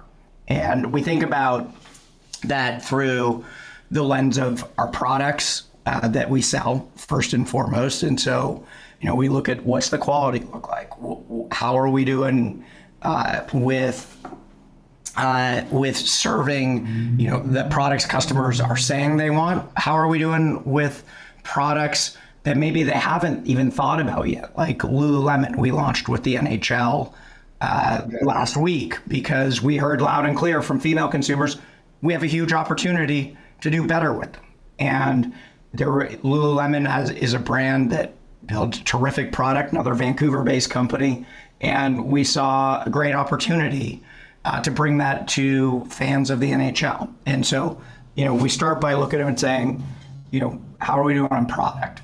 Then we say, how are we doing on the experience, right? As, we run, whether it's Fanatics.com or the NHL shop or club sites, how can we make that the experiential aspect from, what the website or the marketing looks like all the way through what the shipping and delivery experience is like, through, God forbid, if you need it, the customer support experience, what that looks like. And we want to look at those things end to end. We measure them like crazy. And we push ourselves on, hey, what's good, what's bad, and then what do we need to go do about it?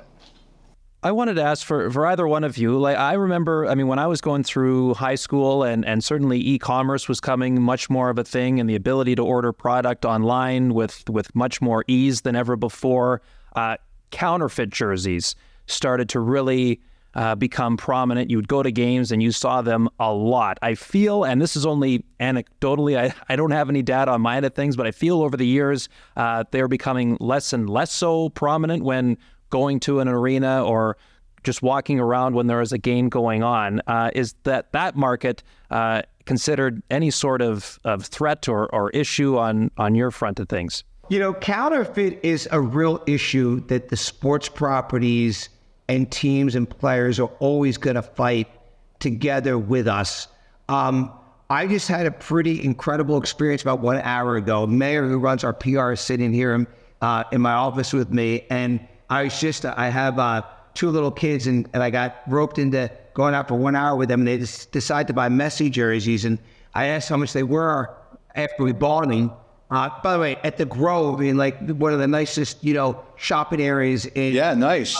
In LA, and they said they were $45 for each set. And then when I said to my, I said to my family, we're gonna have to throw those away because you actually just bought counterfeit jerseys. So me, the leader of licensed sports merchandise, in the last hour just bought 2 at the Grove. I was stunned by the experience. It was literally crazy. Like, I'm not paying attention. I'm on the phone working, and literally, my family picks up 2 counterfeit tops and bottoms of Messi's that sold in the Grove in a legitimate, retail environment. So I think it's more of an issue, in the offline environment than it is in the online environment. But it's something we have to forever fight. There's also the audience that, just says they want to buy things like that. Certainly our family was not audience, but it's something that I think the players, the leagues, the teams, they take it really seriously. It's still an issue, and it's one that I think we've made more progress online than we have offline, if I'm being completely transparent.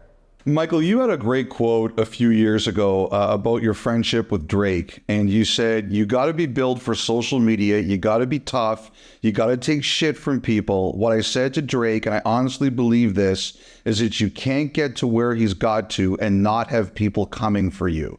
A company as big as Fanatics, it takes its share of criticism. There's people who post things online. I'm always curious, how do you decide what criticism matters to you and what you listen to, as opposed to what you say, I cannot get distracted or bothered by that? Yeah, well, look, I have an obsession. So when I wake up every morning at 4 or 5 o'clock in the morning, and before I go to bed late, I'm always looking to see what people are saying. Andrew's exactly the same way. I think what you need to be good at is hearing and seeing everything and then figuring out where you think fans are right. And look, obviously, I think more than ever, social media, there is a lot of, there is a lot of hate in social media. And we kind of joke that X should be renamed for hate.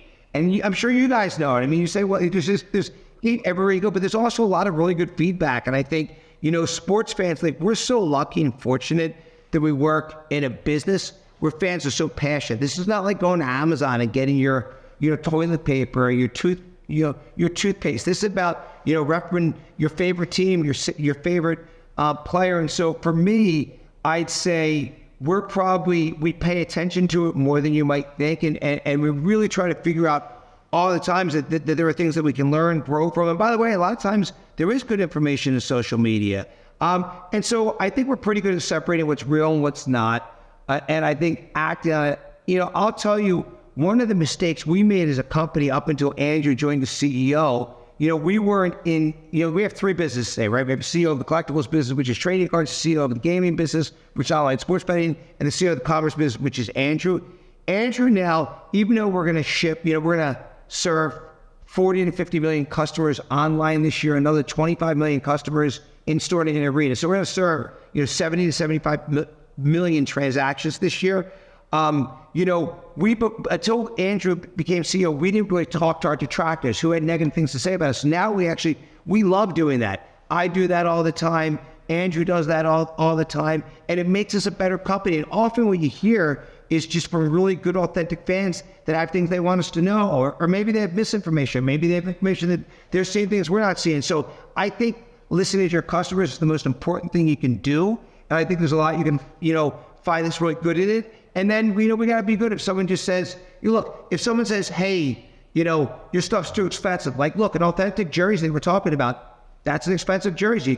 It's what the players wear. If someone says, hey, Lululemon's too expensive, that's not something that bothers us because we know we're pricing it where the market is. And, we think we're thoughtful about that, and, if someone says, hey, I hate this t-shirt because they're buying a $19.99 t-shirt, which is the opposite end of what I'm talking about. I mean, look, we sell a couple million products today at Fanatics. So we sell from opening price point t-shirts at $19.99 to a really expensive t-shirt that could be $120 because it's some special collab with a designer or an artist and everything in between. So I think what we try to do is really listen carefully, and whenever we see things that they're right about, use that to improve upon. And by the way, there's a lot of things that we've been pushed on where I think fans have made us better.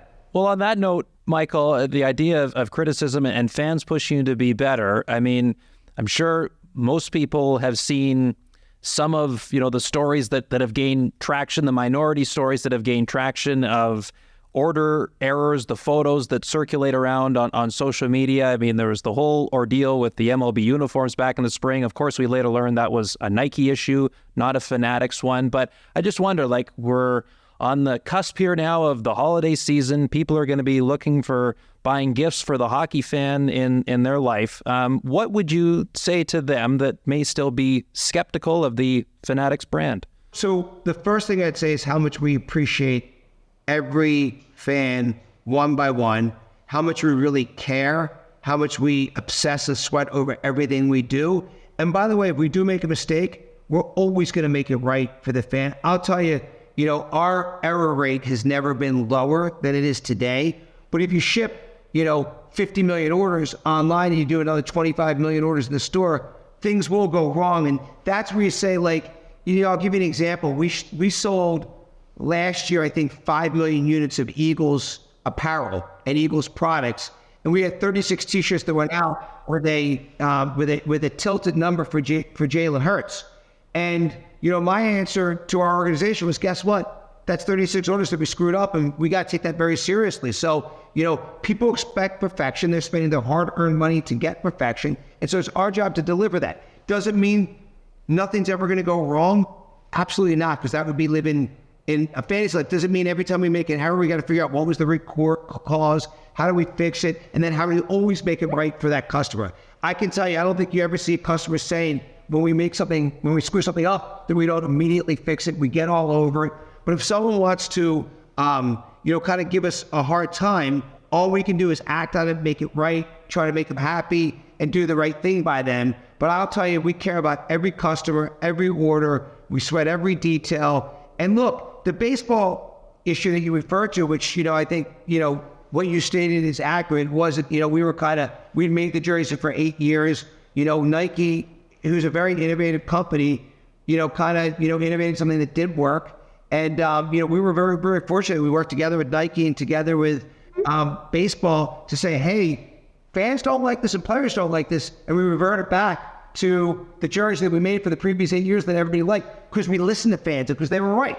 Okay. Now, some companies could go out and say, you know what? Let's just fix the problem. That's it. We actually used it to make our company substantially better because we literally said we're going to use that to build a brand purpose and our brand purpose is to relentlessly enhance the fan experience and to do that everywhere we can. And so I think even though, we took a lot of abuse over something where, we were kind of doing this directed.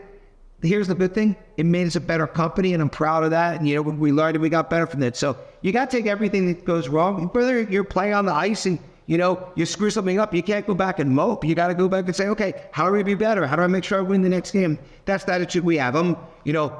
Even though you were talking about using the internet in high school, unfortunately for me, we didn't have the internet when I was in high school.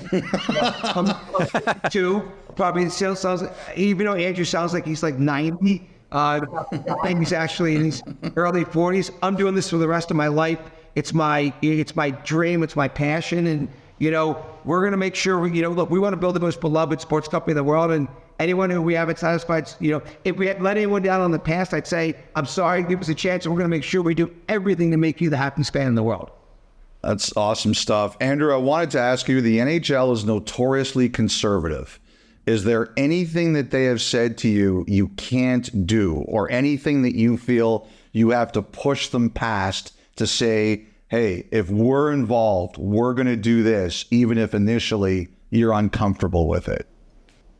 The NHL's been a great partner for us. When we look at launching the jersey back at the draft, we pulled that forward. We did some incredible things in partnership with them at the Sphere, which was really exciting. When we did Lulu last week, we launched that with players, but also their significant others, which really hasn't been done before. And the NHL has been a terrific partner for us in really finding new ways to be innovative, to reach new fans, to bring the game to life, because it's such an amazing game. I think they're really excited to find ways to grow the fan base. I was just going to ask, I was reading about V-commerce, vertical commerce, try to get a better understanding of that. And that's kind of like you guys adjusting to the ebbs and flows of kind of a given sport. How does that all work? Look, people really don't, if we knew who was going to win each game and lose each game, what players would emerge, what players would, do poorly, we probably wouldn't be doing this. So the reality is, the way the business used to work is, retailers have sold licensed sports merchandise or hockey merchandise, tried to predict, 9 months in advance what they want to buy of a jersey, what they want to buy of a t-shirt, a fleece, a hat, and it never worked out. And so that's why this category is one that's very hard to properly inventory. What we've really tried to do is, kind of create a supply chain that can react to the needs of winning and losing teams and players that emerge and do poorly on a daily basis. I think we've made a lot of progress. I think, to be, completely blunt, we're much better than anybody else, but we're not near good enough, if that makes sense. Like, if you look at, we operate today, you brought up, kind of that we make all the baseball products for Nike, same thing for football, same thing for college. We've grown those businesses astronomically, but we still run out of things all the time. In football last year, when C.J. Stroud got really hot, we were out of C.J. Stroud jerseys for 2 months because no one thought the Houston Texans were going to be good. And by the way, a fan doesn't want to hear that we sold 8 times more jerseys this year than last year. They just want to know, when I want something, I want to be able to get it from you. So I think we've made a lot of progress, but we got a lot of work still to do. But the whole concept of e-commerce is really all about how we vertical so we can, really fulfill a fan's needs in real time for whatever they want. And I think we're so much better than we used to be, but we got so much work still to do. What is your favorite NHL jersey? Andrew, you first. I like the Vancouver Canucks jersey, but specifically the one with the stick in the ring that makes the C. Nice. Well, I'm from Philly. I got to go with the new Fanatics Flyers jersey. I'm going to stay loyal to my city. I'm going to stay loyal to my company and say, I could have gone old school with something retro from Mitchell and Ness, but, I'm going to say it's the new Fanatics Flyers jersey. I will tell you, one of the great things about hockey jerseys, like, they're pretty cool. You asked about being cool before. Like, it's amazing how many of my friends that are big artists in this world are like, I love the hockey sweat. I love the jersey silhouette. So I think, I feel like, right now, hockey jerseys are probably getting cooler than they've ever been. So it's great to kind of take care of that authentic fan, but also have something that's kind of, getting hot and cooler. I think there is a lot of coolness to hockey. That's great to hear. It's great to hear. Now, so the last question I have for you, Michael, is I was talking to an owner in the NHL, and he said you did what a lot of them do in reverse. They wait their whole lives to get into the club, and they get their ownership, whether it's partial or they become majority owner of a team, and they hold on to that forever because it's been their dream. You got into the club and you gave it up for this. And what he said to me is, there are not a lot of people in the world who dream about being sports owners who would do what you did. And he was curious to know, why did you do it? It's a great question. I knew exactly where it was going when it started, when the first few words came out of your mouth. And look, what I'll tell you is I love so much what I do. And I do this 17 hours a day, 7 days a week. I probably frustrate and annoy a lot of people around me because it's my work, it's my hobby, it's my love. It's like I'm so passionate about it. I feel really lucky to do it. I think when I bought, I was the third largest owner of both the Sixers and the Devils, and I did that in 2011. Subsequently bought the Devils in 2013. I did that until Fanatics got to a size where the leagues had rules that we couldn't be in compliance with, whether it was, you can't take a bet on your own team. You can't have an individual deal with an individual player.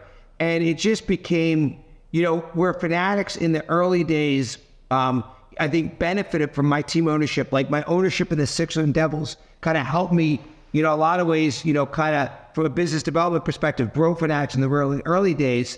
By a few years ago, it was in the way, it was, getting in the way. By the way, certain owners would be like, hey, I love you, but I don't want you talking to my players. It's awkward. There was a lot of complexity. It really got in the way of Fanatics. So when you say to me, what's the ultimate dream? To create Fanatics. And again, I watched the movie Nike Air when it came out about a year or two ago. And I remember thinking to myself, I remember Googling Phil Knight and saying, he's 85. I think I was 50 at the time. So he's probably got 35 years on me.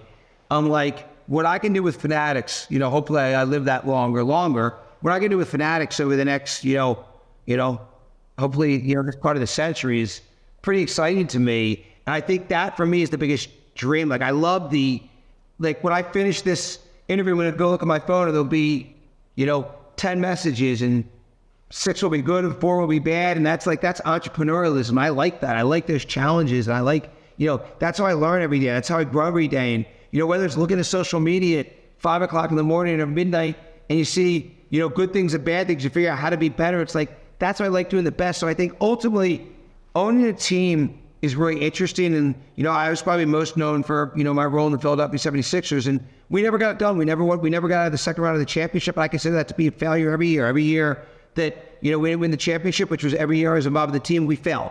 Okay. Make no mistake about that. But for me, the chance to build this into the most important company in sports over the next, throughout the century to, build one of the most important companies in the world. That's just dreamy to me. And, I'm a business guy first. I was always, everyone knows this.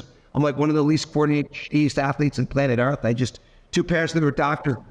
I wasn't born with good genetics for sports. And so you gotta know what you're good at. I'm not a good athlete. I was never a good student, but I love business. I love working, and I'm living out my dream. And so, for me, it was an easy decision. It wasn't hard. It was easy to say, sports ownership is in the way of Fanatics' long-term growth. And, I want to make Fanatics into one of the most important companies in the world. And, I think, we're in the early part of the first period here. And so I'd say, people are just getting to know us and look to see what we do over the next decade. I think we're going to build a beloved brand and one that sports fans, throughout the world are going to love. And we're just getting started.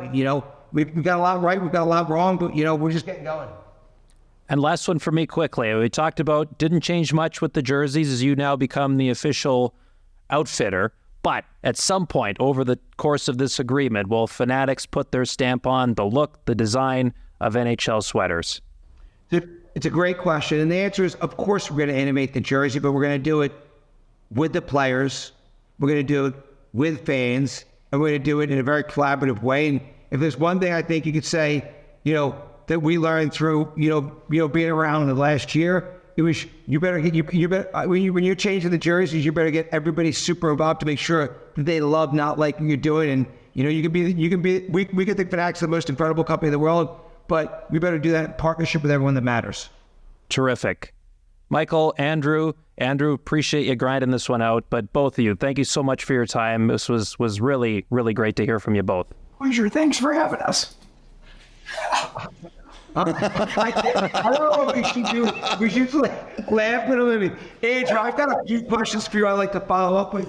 I got 7 more. Yeah. You got to stay. You got 7 more. Yeah, I think, guys, can we now do a 3-on-1 with Andrew and just we got to That's right. this Rasmus sounds like he's about to die on the spot. He got hit in the ribs by a hockey player going very fast, and he's now, ready to be put down or something. But no, we're honored to be with you. We appreciate it. We love what you guys do. We're huge fans of you guys, and we look forward to speaking to you again in the future. Oh, thanks very much. Really appreciate it. Okay, yeah, we hope Andrew feels better soon. And yeah, he was a trooper getting through that interview, despite clearly not being at 100%. So thank you again to Andrew and Michael Rubin and Fanatics for helping make that interview happen. Thank you to Drum Shermatti for all the work he did on our end of things and making all that come together. That'll do it for this edition of 32 Thoughts, the podcast. A reminder, this weekend, so the Calgary Flames play in Buffalo on Saturday at 1 o'clock Eastern, 11 a.m. Mountain. That can be seen nationally on Sportsnet. Hockey Night in Canada this weekend, usual Hockey Central Saturday getting underway at 6:30 Eastern, 3:30 Pacific. 2 early games this week. All-Canadian matchup, Montreal in Toronto, and Ottawa is in Boston. The return of Linus Ullmark to Beantown. The nightcap, Edmonton and Vancouver, their first meeting after that incredible 7-game series this past spring. We hope you enjoy all of it, and we'll talk to you again on Monday.